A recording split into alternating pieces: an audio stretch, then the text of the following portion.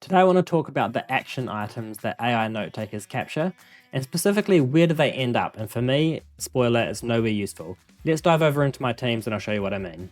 Okay, so we're over in Teams looking at an important meeting about coffee versus energy drink that I had Microsoft Copilot transcribe and obviously summarize. Now I realized that a lot of people will be using Fireflies or Otter or whatever other AI note-taking app exists, but similar challenges and nuances will exist, and I am planning probably to move away from Copilot for reasons that I'll touch on throughout the video. That being said, let's take a look at the recap, and hopefully you'll quickly identify that the problem I'm trying to solve here is that the action items or the follow-up tasks down here exist only in the meeting summary. So for me to actually remember to do them, I need to go back to the meeting summary and manually transfer the tasks that are for me to some sort of task list or ticketing system or some ways to remind myself to do it later. So probably to no one's surprise, I've made an N8N workflow that basically solves this problem. What it does in essence is it looks for a meeting that actually has AI insights, grabs all the action items and then pushes them into my Notion. If you've seen this channel before, you might know that I keep my personal and professional tasks sort of in one place in one task list. And that happens to be a Notion database, probably like a lot of you watching today. Let's run that task and I'll explain a little bit more before I show you where to get it and how to wire it up. Let that start running and jump over to my Notion database. You can see I don't have any of the action items yet, and they'll start to populate in a minute from the meeting that we looked at earlier. And what's going to happen is it should here we go, starting to populate one database page per action item. And then each action item page should get populated with all of the meeting notes from that meeting. And that's just because those tasks are going to get done probably at different times. So for easy reference to the rest of the context of the meeting, I thought I'd include all the notes. And that's an easy tweak. And I'll touch on some enhancements or tweaks or changes that you might want to implement to your own version of this workflow. That being said, let's jump over and take a look where to get it and how to wire it up. Okay, so over in the Hybrid AI community, this is going to be by far and away the easiest place for you to get the template for this workflow. And you can join the community for a free trial and download the template and just leave if you really want to. Or if you want to learn more by following along, and I'll try and go into all the nodes, you can build this out yourself, especially if it's not for Microsoft Copilot, and just take some of the ideas. But I will provide the link to this automation, which I've put in the without AI section. Controversial, I know, mainly because the automation itself doesn't have any AI. But of course, we are taking AI notes. So in some way, there's AI involved. Cool. So that being said, just hit the Copilot to Notion JSON resource here, download the file. I'm not going to do that because it's teaching you to suck eggs. But once you've downloaded the file, you can jump back over to your Notion and create a new workflow. And also, I'm not going to do that. But in the top right of your blank canvas, you'll be able to hit the ellipsis and go to import from file and simply navigate to the file that you've imported. Cool, that should be it. And you'll have a bunch of nodes on your canvas, probably with a bunch of exclamation marks. Now, I just want to follow along the show notes really and show you how to set up, which is essentially just the authentication. And once we've set up all the authentications, I'll very quickly go through the nodes and explain what they do. Okay, so that being said, the first setup item is to create a data table. And the data table only needs to create one single column other than the default columns for AI Insights ID. And the reason for that is I'll show you in just a second, actually. If we jump over here to the data tables, I've already created a test one, but I'll just create a new test one. You can see it's got 3 default columns, ID, created at, and updated at. Just add one single extra column and call it copy and paste AI underscore insights underscore ID from the other page and hit add column. And that is pretty much good to go at that point. Jump back to your workflow. And if you go into this node for data tables, you should be able to select from the drop downs the name of the database or data table that you're looking for. Everything else should be correct. And that's it for the data table. The next thing to set up is access to Notion. So if I jump over to my Notion here, what we need to do, you can see that I've already been playing around and create a new integration. I'm just going to call it test delete. So I know that it's nothing to do with my prod integration. And you need to associate it with the appropriate workspace, of course, and leave it as internal is fine. Hit save, and then you just need to configure it. This should be pretty self-explanatory.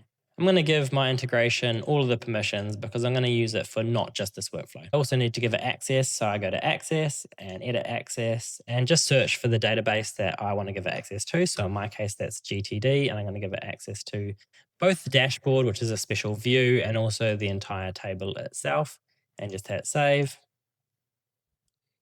And finally, I need to just show and then copy and paste, or copy that secret there, and I'll take it over to my canvas. The easiest way to get this set up really is just jump into one of the existing Notion nodes and go to create a new credential and paste in the secret there. Give the credential that you're saving a meaningful name. So this one's going to be a credential that has access to the GTD dashboard. Paste in your secret and hit save, and then you're good to go on the Notion side. Perhaps, except for you may still have exclamation marks by some of your other Notion nodes. If that's the case, just click into them and make sure that the correct credential's selected there, and then click out of them. I think once you've set up the credential once, you just need to click in and out of the nodes. Now, the final thing, or the final authentication or access that we need to configure is slightly more complicated. And I want to show you 2 ways to configure this because it might be useful for future workflows, save you some time in future workflows. So let's jump over to Microsoft Graph, or Entra in this case. Here we are over in Entra. You can see I've got a few app registrations, which is what you're looking for. So in the Entra Admin Center, scroll down to find app registrations, which I now can't find. There it is there, app registrations, and create a new app registration. And I call it my one NA10 delete temp, just so I know it's nothing to do with my prod. For Azure app registrations for NA10, you need to choose multi-tenant. So make sure you choose that straight out of the gate. And it needs a redirect URI for when we actually authenticate against it. It needs to drop us back to our NA10 interface. So we have the redirect URI of web, and this will be specific to your instance of NA10. But if I go to my one and look at my existing credential here, so I'll just edit that one, the OAuth redirect URL is what you're looking for. So just click that, copy that, take it back to Entra and chuck it in there. Let's register that.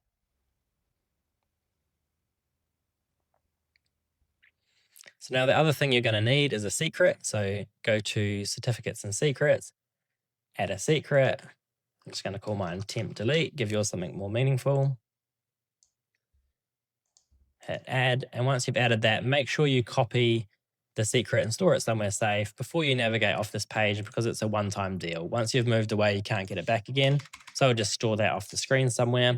And the final part of setting this up is the API permissions. And I did want to show you a couple of ways of coming at this. But basically, if I add an API permission, the type of permissions I want is graph, delegated permission, and in the notes, there's 3 or 4 permissions I've put there. I'm just going to give you the example of offline access. You can choose them all in one go. I'm going to add that permission. And once it's added, that's actually done nothing. What you need to also do is grant that permission. So once that's been granted, you'll see a tick come up.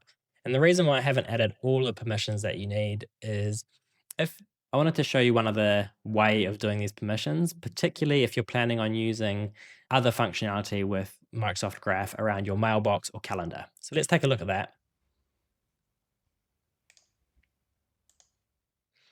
I've got a node down off the screen here for get a contact.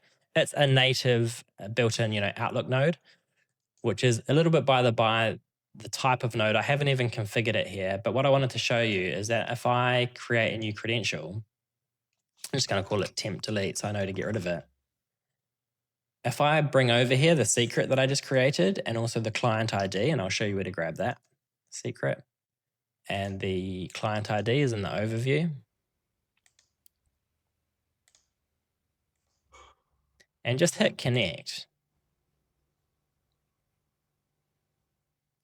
Now the account that I need to connect with is a global admin account. So if I choose my global admin account here and just consent to all of these permissions on behalf of my organization, and I realize for this workflow, that's over permissioning, but because I'm going to do a lot more with this app registration, it's going to be fine for my purposes. So I can accept that. And now on my canvas, I'm not even going to use that node. So on my canvas, I can just click out of here and disable that node because it's not really relevant, or I could just delete that node. But what I wanted you to see is that the app registration under API permissions, if I refresh them, is it's got the permissions that I've listed in the setup as well as other stuff. So that's actually good to go for me now. And then to get the OAuth permissions that are used by the HTTP nodes, if you go to create a new credential, the type of credential is the Microsoft Graph OAuth API. And it's basically the same thing. Copy in the ID of the app. I seem to have lost that. And copy in the secret. So I'll copy in the secret and copy in the ID of the app.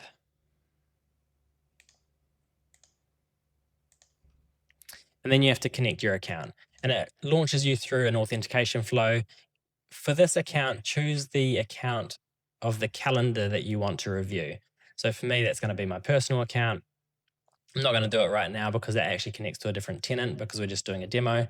And then that leverages the permissions or what you're allowed to access of the delegated user, the person that you're signing in with.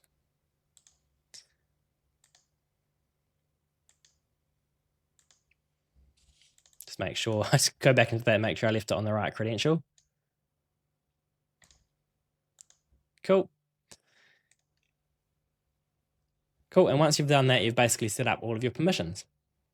Okay, so we've got all the credentials wired up, which is arguably the hard part, arguably not. But I wanted to run through all the nodes and just explain in very, very brief how they work, especially if you're trying to build this out yourself and learn. But probably for most people, just so that you can tweak this to your own use case and understand some of the things that you might want to adjust. So to that end, let's just jump into it. I'm basically triggering this on a schedule every 10 minutes. Pretty simple, just polling my calendar every 10 minutes. And if I just click across the workflow here, the next thing that I'm doing is on the calendar view graph endpoint, I'm basically looking for any meetings that have happened between a certain time window. And you can see that it's basically from, and this denotes minutes. So it's 240 minutes ago, so 4 hours. In production, I have this set to 60. I've only got it set to 240 for the purpose of this demo because the demo meeting that I had occurred a while ago. So I'm just going to execute these as we go through. So if we execute that step, you can see it spits me back one big JSON item with stuff nested in it that I want to actually get. So what I'm going to do then is split out that response and I'll execute that. And it gives me back 4 items. So that's 4 meetings that's occurred in that 4-hour window. And then the next step is to filter those meetings based on whether they're Teams meetings or not. Obviously, if it's just a reminder on my calendar, there's not going to be any AI insights. So if I execute this step, you'll see that 2 of my 4 meetings have been discarded because they weren't Teams meetings and 2 of them have been kept. And the next thing I need to do is actually get the meeting ID because that's required to get the AI insights. But the information that I have from the calendar view doesn't contain the meeting ID. But fortunately, I have the join URL, and using that, I can get the meeting ID. So I can execute that, get my meeting IDs for my 2 Teams meetings. And then finally, I want to get any AI insights that are stored with those meetings. And you can see that one of them has something and one of them has nothing. So it's pretty simple. The one that has something has AI insights for me to process. So the next step is just to simply filter out the one that doesn't and process the one that does. And then check the data table to see if we've processed this meeting before. And if I get any response here, it means that we haven't and we can continue. So that just prevents duplications occurring, which you will see in my Notion because I've been running this heaps of times during the course of this recording. And now that we have got the AI insights confirmed and it's not been run before, the next thing to do is actually get the AI insights itself. So if I execute this step and it spits me back the AI insights, then I will split out those AI insights because again, it comes back in as one big item, even though there were lots of insights. So if I move along and split that out, I've now got quite a succinct list of action items only. And for most people, this is probably going to be all you need. So if we just push that then into Notion, and this is where you'll see that I've got loads of duplicates in my Notion. But if we execute this step, It will now create those, however many I've got, 5 or 6, 7 database pages, just with the, you can see I've got heaps of them, it's creating more as we speak, just with the action item and what that action actually is. And that would form a really good MVP version of this workflow. And that's actually what I had initially.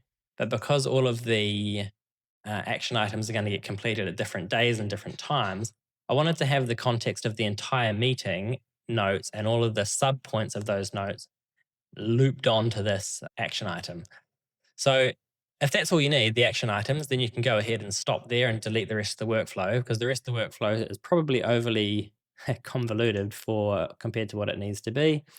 That being said, let's just look at it. So the next stage is to loop over each of these pages, include the notes. So loop over the database pages. And once you've, for each loop, we're going to get the action items again. So let's grab them, or the meeting notes. And I'm going to set some fields here. So the page URL for the page that we're trying to update. And then we're going to pass in all of the meeting notes, which is a massive array. So I'll quickly show you. Massive array of meeting notes. And we're going to split that out. And then the next steps, see, we've got these meeting notes, but the meeting notes have subpoints. So that's where my nested loop was going to come in. So I was going to then loop over the subpoints as well. And that's where I found out that N18 doesn't really support nested loops, but the workaround for that is to use a sub workflow. And if you want me to go into a bit more detail about showing the sub workflow, then let me know in the comments. I'll make a separate video about that. For the purposes of this, I'll just show you what the sub workflow does as opposed to executing it. So if I jump into the sub workflow, which is going to receive the page URL and the massive object of meeting notes,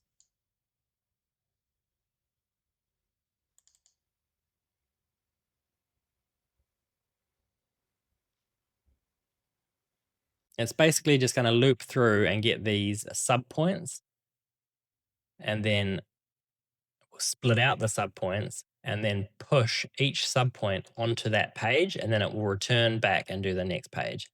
So I'll show you the result and then the final piece of the loop. So the result in Notion, which we looked at before, if I look at one of the ones that we did first, the page contains the action item and all of the meeting notes and all of the subpoints from the meeting. And all of the pages are going to contain basically the same information, except for the first line, which is the action item itself. And then finally, once it's finished looping over all of the database pages, it will push the meeting ID into the data table so that we don't process that again. A couple of drawbacks I noticed with Microsoft Copilot. So Copilot only comes to my Teams meetings. If I have a client or a vendor or a partner or somebody else that invites me to a Zoom meeting or a Google Meet, then Copilot doesn't come with me. Also, this workflow relies on me having an actual meeting in my calendar. So if I have a Meet Now meeting or just a ad hoc chat that I record and transcribe and it has AI notes with it, and that doesn't get processed by this workflow. And those limitations are pretty painful for me. So I'm going to start looking at using something like Fireflies or Otter or something like that. So if you have experience with those apps and you can vouch for them, or you can say, no, they're terrible, then also let me know that in the comments. If you want me to elaborate on anything that you've seen here today, like the nested loops or anything else, again, let me know that in the comments. Hopefully that's helped someone today get your action items to actually somewhere useful where you can remember to action them. Until next time, have a good one.